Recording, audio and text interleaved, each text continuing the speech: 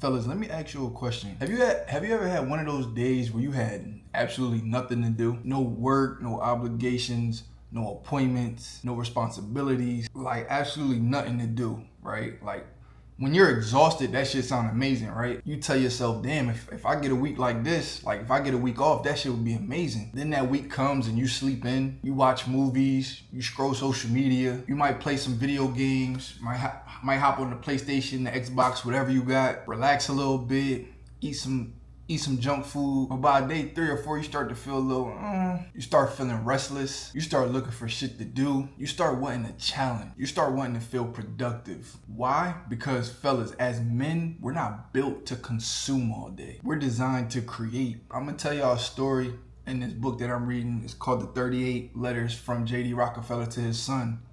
And in the first chapter, right, he tells this story about a man. He describes it as paradise, right? The man thinks he's in heaven. He arrives in paradise. Everything that he could possibly want is available to him. Unlimited pleasure, unlimited comfort. He can have all the entertainment he wants. At first, he's feeling amazing. But then eventually, as time passes, he begins to feel miserable. Actually, he begins to feel so miserable that he actually asks for a job. Think about how crazy that is. A man surrounded by everything that people spend their entire lives chasing, he's asking for a job. He's asking for work because what he truly wanted wasn't pleasure. It was purpose. And that's where most men get life wrong. They think they're chasing comfort, but in reality, they're chasing meaning. Fellas, in this chapter, there's a very important sentence that states, the greatest reward for our hard work isn't what we get, but it's who we become. In the video that I made yesterday, I was explaining how after I reach my goals, after I reach my 2K subscribers, after my business reaches 10K a month, after YouTube replaces my 9 to 5, yes, those accomplishments will mean something to me, but I'll be more appreciative and respect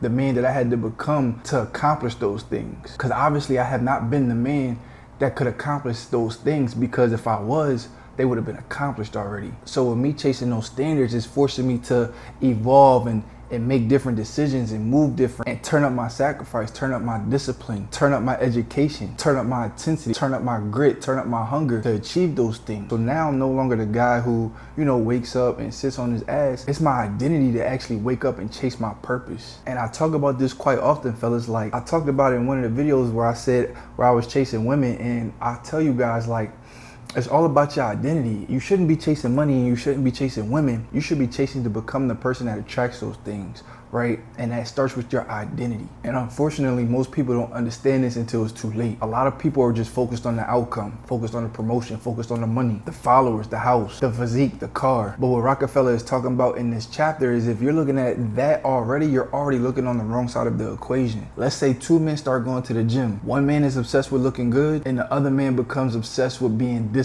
5 years later, who do you guys think is actually going to win? Of course, the disciplined man, because even if his muscles disappear tomorrow, he still possesses those habits, the mindset, the consistency, the character that it took for him to even get those muscles in the first place. The first man only wanted result, but the second man who was disciplined, he became a totally different person. And becoming is always more valuable than getting. The same applies to business. The same applies to relationship. The same applies to life. People think success changes you, but that's not the case. The process changes you. And that person you become on the other side of the grind, right? While you're chasing your 32 degrees and your ice cube starts to melt, that's the real reward, fellas. Another thing that I respect about Rockefeller is he didn't look at work like the average man looked at work. In this chapter, he talked about his first job, and he explained that most people judge a job by how much it pays. But Rockefeller explained that he judges a job a little bit differently. He judges a job by what can it teach me? You gotta think about it, fellas, because sometimes the knowledge is worth more than the money. His first job was a bookkeeping job. Now imagine if he had the same mindset that a lot of men have today. This isn't my passion. This job is beneath me. This job isn't gonna make me rich. This job is boring. If he had that mindset, he probably would have missed everything. But instead, he treated his job like a classroom. While everybody else was looking at the clock, counting down the hours till they could leave, he was using that time to study. He was learning, he was observing. He was trying to learn to understand how the business operated. And years later, those lessons became part of the foundation to one of the greatest business operations ever. There's a lesson here for all of us, fellas, because I was the same way, fellas.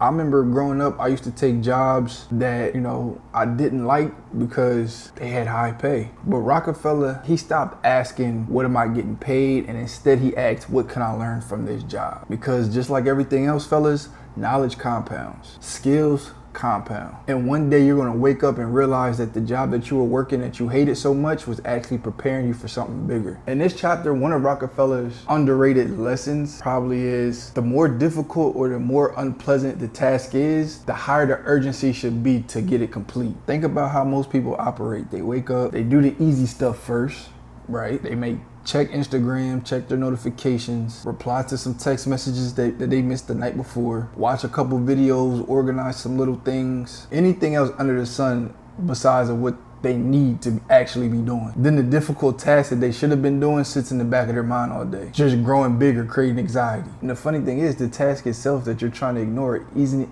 even that bad of a task. The anticipation of doing the work is actually worse than actually doing the work. This is similar to a lesson in a book that's called Eat the Frog, where it basically explains that you need to do the hard thing as soon as you first wake up. There's less distractions when you wake up. Once you wash your face and maybe get some coffee in your system, you have the most energy. Because as you guys know, after a hard day of work and after doing a lot of things, your energy starts to drain, and you're just more focused. You're just more refreshed. This is why I do my deep work the first thing in the morning. As soon as I wake up, I start my deep work clock and I get to work. I don't have to worry about my phone blowing up while everybody else is sleeping. There's no distractions. I knock out the hard thing first.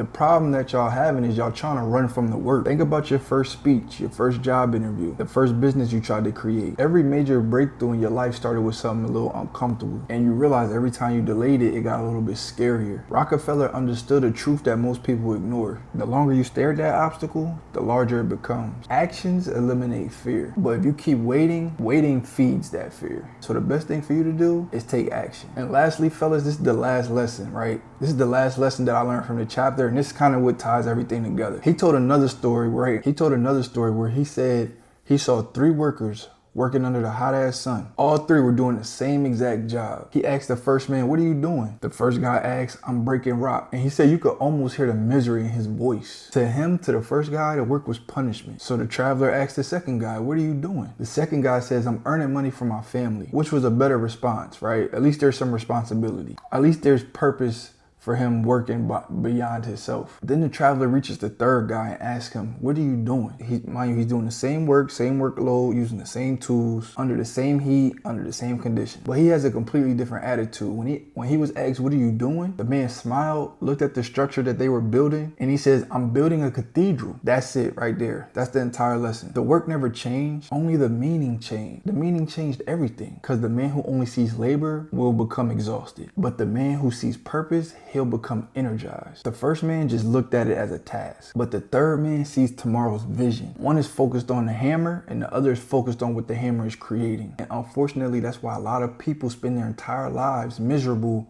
doing meaningful work, while others find fulfillment doing the exact same thing. The difference is perspective. The difference is purpose. It's understanding, fellas, that you're not just swinging a hammer. You're building a cathedral. You gotta have that mindset every day when you're repeatedly doing your daily tasks. I know it may seem repetitive. It may seem like the needle isn't moving. It may seem like your ice isn't melting, but I'm telling you, fellas, one day it's gonna click and your whole life is gonna change. All it takes is one opportunity, one phone call, one view, one subscriber, one video, one workout, one application. All it takes is one. So me dropping these videos on a daily basis just isn't me swinging my sword. This is me sharpening my communication. This is me sharpening my knowledge. This is me sharpening my discipline. This is me changing my identity. And fellas, if you stay consistent with what you need to do on a daily basis and you give it everything that you have, there's no way you can't succeed. So fellas, if you want to develop discipline that separates you from the average man, build a purpose-driven mindset instead of following motivation, and learn the exact habits that create confidence and success, click the link in the description below. Book a call and we'll see if you're a good fit. But understand this, fellas, this is not for everybody. So if you write your name on that dotted line